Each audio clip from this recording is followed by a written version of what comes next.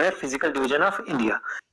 तो आपको पता ही है कि जो इंडिया है वो एक बहुत वास्ट कंट्री है और इसका जो लैंड है, इंडिया का जो लैंड है वो डिफरेंट डिफरेंट फिजिकल फीचर्स हमें प्रोवाइड करता है। फॉर एग्जांपल अगर हम नॉर्थ एक्सट्रीम में जाएंगे तो हमें हिमालयन माउंटेन रेंजेस मिलेंगी जहां पे हमेशा बर्फ होती है, और अगर आप साउथ में जाएंगे तो आपको कोस्टल प्लेन्स मिलेंगे जो समंदर के किनारे हैं, और अगर थोड़ा आप वेस्ट की तरफ जाएंगे तो आपको एक डेजर्ट भी मिलेगा इंडिया में ही। तो कितनी फिजिकल वेरिएशन है इंडिया में।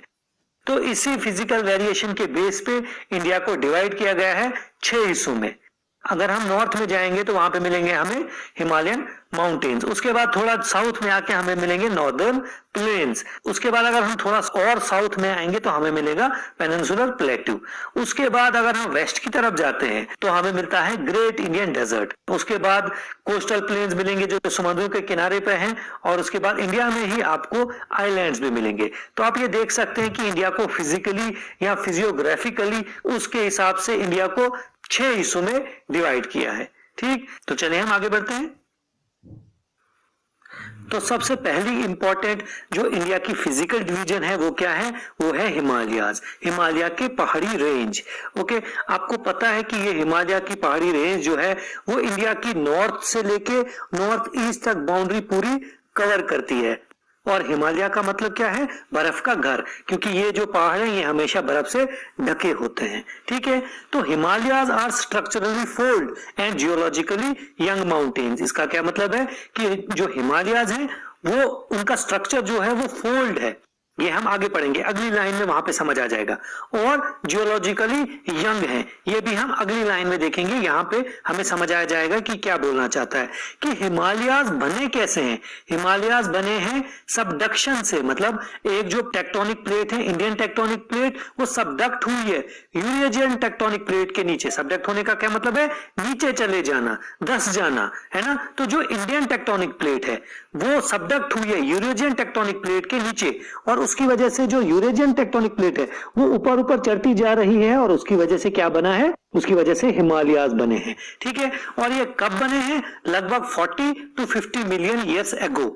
जियोलॉजिकली अगर हम देखें तो ये 40 to 50 मिलियन ईयर्स जो हैं वो ज्यादा देर नहीं होती है जियोलॉजिकल टर्म्स में। अगर हम देखेंगे इंसान के लाइफ स्पैन में तो ऑब्वियसली ये बहुत ही ज्यादा है, लेकिन जियोलॉजिकल टर्म्स में ये कुछ खास नहीं होते हैं, तभी इनको कहा जाता है यंग माउंटेन्स। अब ये फोल्ड स्ट्रक्चर का क्या मतलब है, फोल्ड स्ट्रक्चर का मतलब क्या है कि देखिए कि जब दो प्लेटें टकराती है, एक नीचे चली जाती है और एक ऊपर चली जाती है ना, तो इसकी वजह से पहाड़ बनते हैं।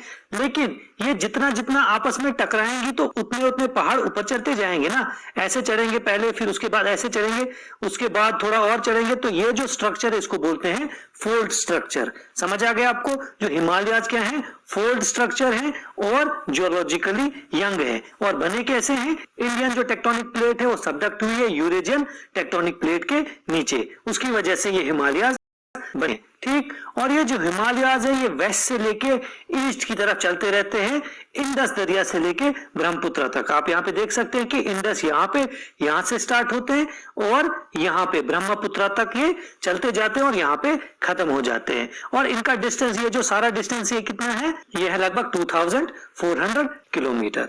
ठीक है, अगर हम विड्थ की बात करें तो कश्मीर के एरिया में ये सबसे ज्यादा वाइड है, लगभग 400 किलोमीटर, और जितना ये ईस्ट की तरफ जाएंगी उतनी इनकी विड्थ कम होती जाती है, और ये अरुणाचल प्रदेश के आसपास लगभग 150 किलोमीटर के रह जाती है इनकी विड्थ। ओके, और हिमालयन माउंटेन्स में ही दुनिया की जो सबसे ज्यादा ऊंची चोटियां हैं वो हिमालय में ही पाई जाती हैं।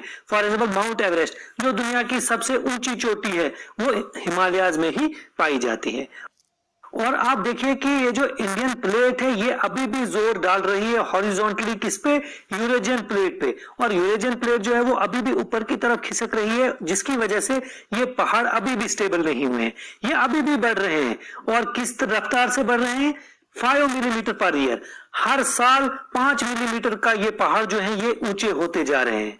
समझ आ रही है आपको, तो उसकी वजह से ये जियोलॉजिकली अभी एक्टिव हैं, डोरमेंट नहीं है, ये अभी भी बढ़ते जा रहे हैं। ठीक है, ये क्लियर है। तो अब हम आगे बढ़ते हैं। आप देखेंगे हिमालयाज की क्लासिफिकेशन।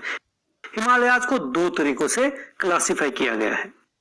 एक है लॉन्गिट्यूडनल क्लासिफिकेशन, मतलब नॉर्थ से साउथ की तरफ जो क्लासिफिकेशन हुई है उसमें क्या क्या आता है। सबसे पहले आते हैं ट्रांस हिमालयाज, ये सबसे नॉर्थ में होंगे ऑब्वियसली। उसके बाद ग्रेटर हिमालयाज, उसके बाद लेसर हिमालयाज, उसके बाद शिवालिक्स और लास्ट पे आता है पूर्वांचल। ठीक है। और दूसरी जो क्लासिफिकेशन हुई है वो हुई है रीजन के हिसाब से, मतलब रीजनल डिवीजन ईस्ट से लेके वेस्ट तक। ठीक है। उसमें सबसे पहले आते हैं पंजाब हिमालयाज, उसके बाद आते हैं कमौन हिमालयाज, उसके बाद नेपाल और उसके बाद आसाम हिमालयाज।